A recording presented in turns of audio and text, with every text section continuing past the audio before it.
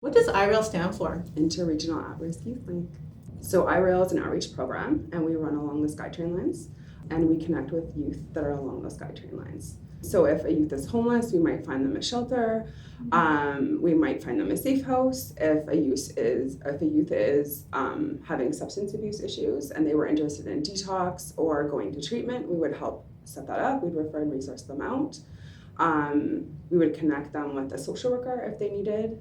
Depending on what's going on, we identify ourselves because that's a huge one. We talk to them, offer them snacks, offer to take them for something to eat, just whatever to make them comfortable. Could you explain what resources you offer? Some of the services that we have here are laundry, showering, we offer harm reduction, we have clothes, we give out naloxone, we do have groups for youth, and we also offer food. I understand that there's a priority in working with the exploitation of youth.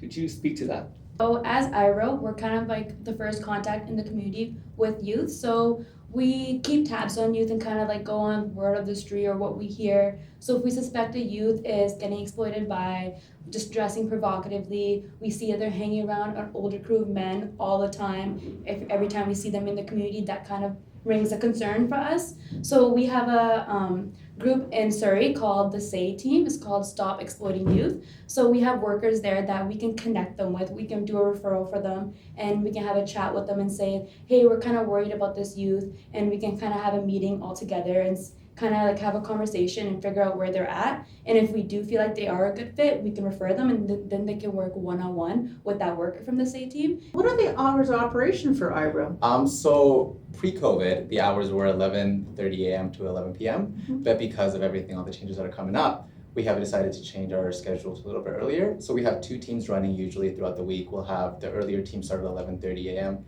and end about 8 p.m. And we'll have the later team start about 1 p.m. and end about 9 p.m.